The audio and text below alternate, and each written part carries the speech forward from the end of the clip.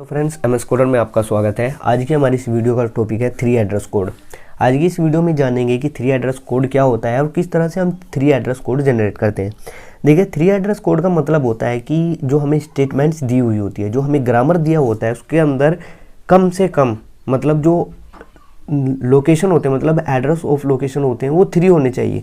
मतलब देखिए, यहाँ पर हमें एक ग्रामर दी हुई है, हमने यहाँ पर एक स्टेटमेंट ली हुई है। इसको आप स्टेटमेंट, इंस्ट्रक्शन, ग्रामर कुछ भी बोल सकते हो। तो हमने यहाँ पर 2 एग्जाम्पल लिए हुए हैं जिनके हेल्प से हम ये समझने की कोशिश करेंगे किस तरह से 3 एड्रेस कोड को जनरेट किया जाता है।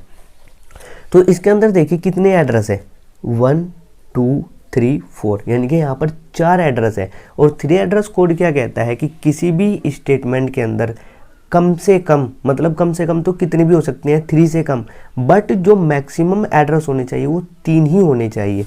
तो हम क्या करेंगे, देखिए यहाँ पर अगर हम इसको ब्रेक कर दें, मतलब पहले हम इतने को उठाएं यहाँ से, ठीक है। इसके अंदर कितने एड्रेस है, यहाँ पर देखिए A एंड B, यानी कि यहाँ पर 2 एड्रेस है। तो हमने क्या किया, A plus B, in 2 address को उठाया और इस T1 के अंदर रख दिया, दैट्स इट। और ये T1 क्या है, T1 जो है एक टर्म, इसको हम बोल सकते हैं टेम्परेरी वेरिएबल या टेम्परेरी नंबर, कुछ भी बोल सकते हैं। तो अभी हमने क्या किया, T1 के अंदर A प्लस B रख दिया। अब ये जो पूरा है A प्लस B, ये क्या है, हमारा T1 हो गया। अब A प्लस B के आगे क्या लगा हुआ है, माइनस लगा हुआ है। तो यहाँ पर क्या करेंगे, हम T1 के आगे, यहाँ पर T1 के आगे हम माइनस ले लेंगे और इसको हम क्या करेंगे, T2 के अंदर असाइन कर देंगे, दैट्स इट। तो यहाँ पर ये जो पूरा है ये हो गया हमारा क्या, T1 हो गया। अब इसको भी हम क्या करेंगे, यहाँ से उठाएंगे C माइनस D को और इसको असाइन कर देंगे किसके अंदर, I3 के अंदर। तो ये हमारा यहाँ तक क्या हो गया, I3 हो गया। यहाँ तक आपको समझ में आया। अब यहाँ पर देखिए, हमने यहाँ तक इसको कंप्लीट कर लिया। ये हो गया हमारा T1 एंड ये हो गया हमारा T3। अब इन दोनों के बीच में क्या है, मल्टीप्लिकेशन है, मतलब A प्लस B ब्रैकेट में और फिर C माइनस D ब्रैकेट में, और इन दोनों के बीच में क्या है, मल्टीप्लिकेशन है, मतलब A प्लस B। तो यहाँ पर A प्लस B किसके अंदर है, T1 के अंदर। और यहाँ पर क्या है, C माइनस D किसके अंदर है, T3 के अंदर। तो यहाँ पर आ गया T3 और इन दोनों के बीच में क्या है, मल्टीप्लिकेशन। तो यहाँ पर आ गया मल्टीप्लिकेशन और इसको क्या करेंगे, हम T4 के अंदर असाइन कर देंगे। आई होप कि आपको ये समझ में आ गया होगा। बट यहाँ पर जो हमने T1 लिया है, T1 के पहले तो यहाँ पर माइनस भी था और इस माइनस T1 को हमने किसके अंदर असाइन किया था, T2 के अंदर। तो यहाँ पर हम क्या करेंगे, T1 की जगह पर हम T2 ले लेंगे, multiplication and T3 as it is रहेगा और यहाँ पर आ जाएगा ये T5। तो ये हो गया हमारा क्या, 3 एड्रेस कोड। तो हमने इसको क्या किया, 3 एड्रेस कोड में कन्वर्ट कर दिया। तो देखिए इसके अंदर मैक्सिमम कितने एड्रेस कोड है, 1 2 3, मतलब 3 एड्रेस कोड है। तो आप, आई होप कि आपको ये समझ में आ गया होगा कि 3 एड्रेस कोड को हम किस तरह से जनरेट करते हैं। चलिए एक एग्जांपल और लेके समझते हैं कि 3 एड्रेस कोड को हम किस तरह से जनरेट करते हैं। तो यहाँ पर देखिए टोटल हमें इस स्टेटमेंट के अंदर कितने एड्रेस दिए हुए हैं, 1 2 3 4 5, यानी कि 5 एड्रेस दिए हुए हैं। तो हमें सबसे पहले क्या करना है, इसको उठाना है यहाँ से।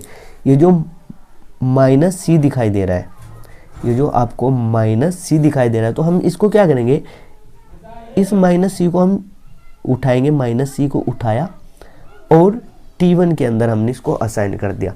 तो ये हो गया हमारा यहाँ तक T1, ये हमारा क्या हो गया, T1। अब -C के साथ किसकी मल्टीप्लिकेशन हो रही थी, B की। तो यहाँ पर हम क्या करेंगे, B मल्टीप्लिकेशन किसके साथ, -C के साथ। बट -C किसके अंदर है, T1 के अंदर। तो यहाँ पर हम क्या करेंगे, T1 ले लेंगे और इसको असाइन कर देंगे T2।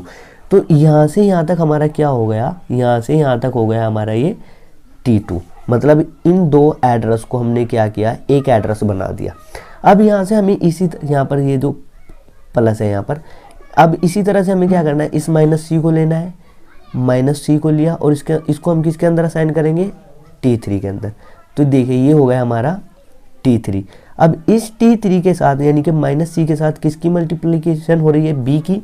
तो यहाँ पर देखिए B multiplication -C, but -C हमने किसके अंदर असाइन किया है, T3 के अंदर।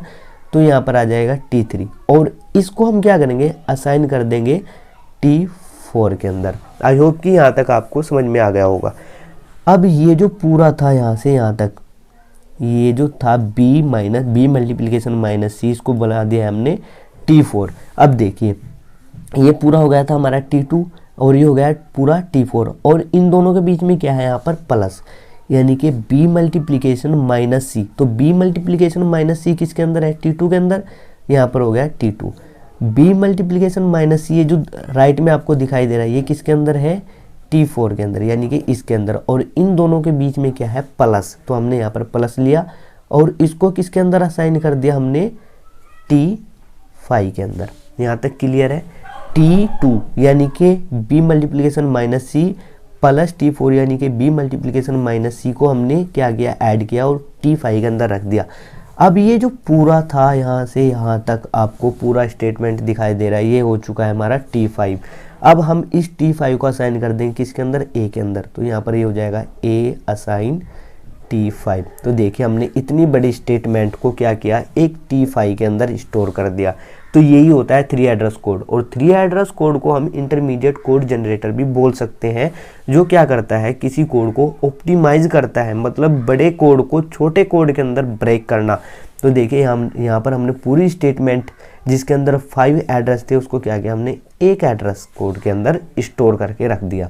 तो आई होप कि आपको समझ में आ गया होगा कि 3 एड्रेस कोड क्या होता है और किस तरह से हम इसको जनरेट करते हैं।